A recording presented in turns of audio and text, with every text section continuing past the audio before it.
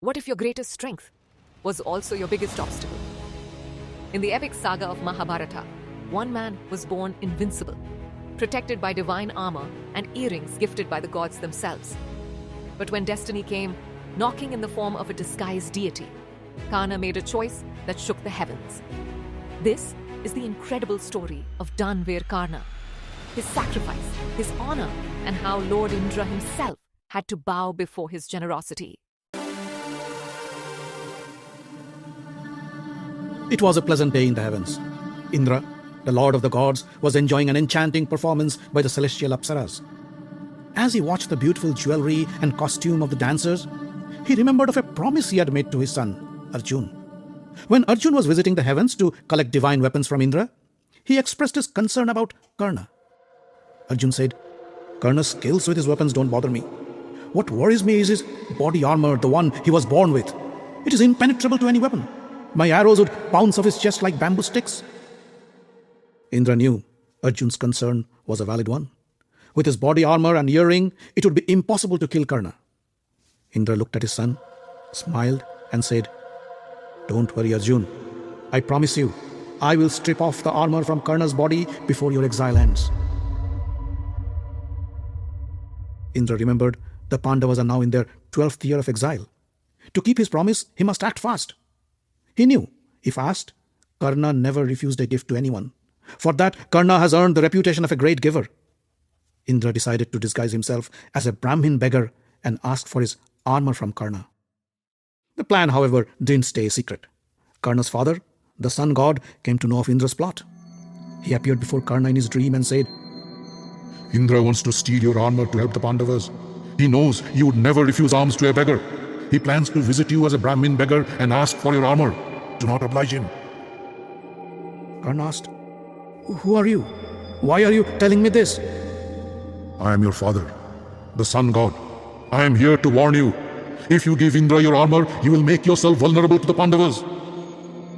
The world knows, if a poor Brahmin asks for something from me, even my life, I won't turn him down. I know, if I give away my armor, it would help the Pandavas. Still, if Indra begs for my armor, I will grant him his wish. The king of the gods may not care for his honor, but I do. The sun god tried his best to dissuade his son, but Karna was adamant. In his sleep, Karna said, "Lord, please do not worry for me. I have been trained by the great Parashuram and Drona, and I won't let it go in vain. Even if Arjuna thinks himself to be as powerful as Kartyaviryarjuna, I will defeat him."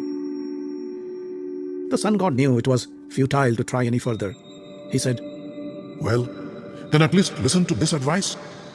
In return for your armor, ask Indra to give you the deadliest, infallible weapon that would destroy any target on whom it is aimed." Karna agreed.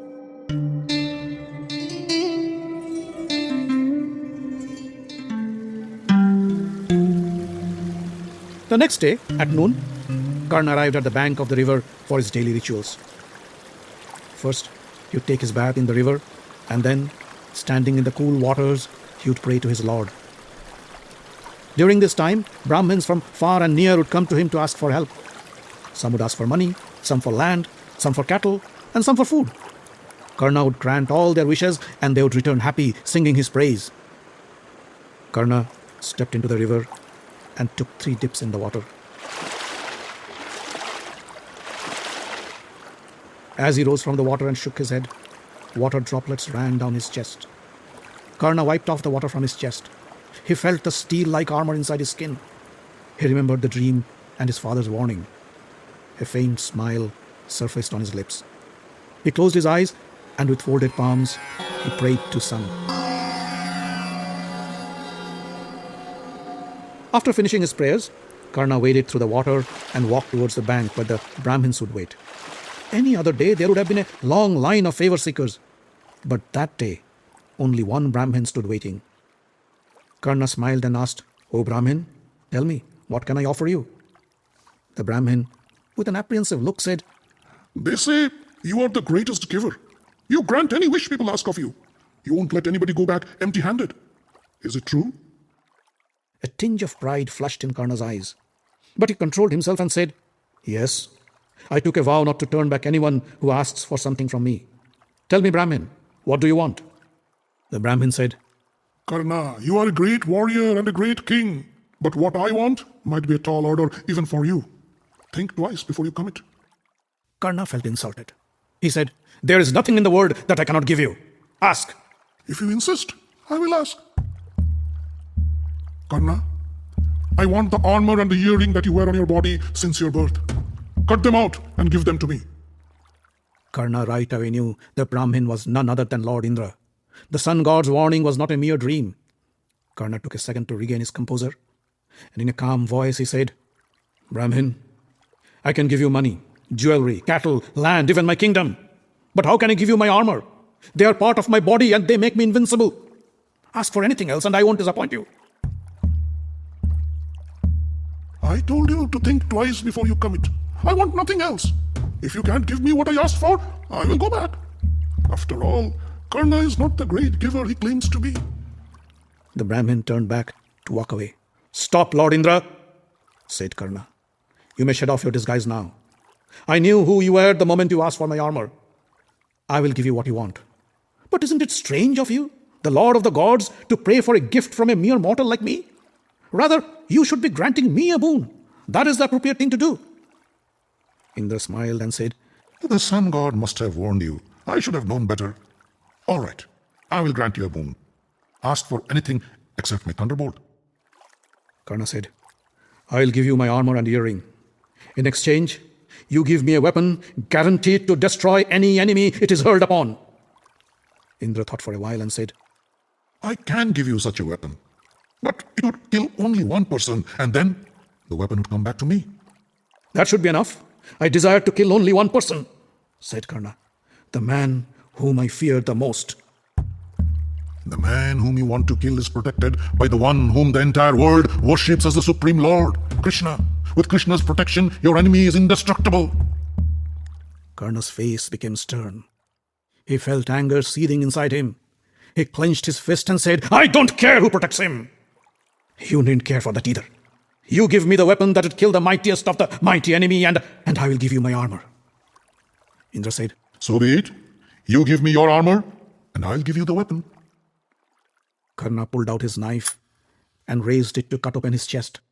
But before the knife touched his skin, he stopped and said, Lord Indra, I will cut open my chest and give you my armor. I will cut off my earrings from my ear. But you must ensure that my body doesn't get deformed.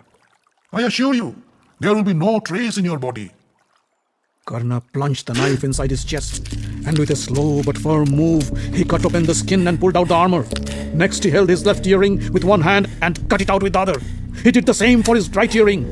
Blood gushed out of his wound, but Karna didn't wince a single muscle. He picked up the armor and earrings and handed them to Indra. Here, take my armor, my earrings. As soon as Indra took the blood-soaked armor and earrings, Karna's wounds disappeared from his body as if nothing had happened.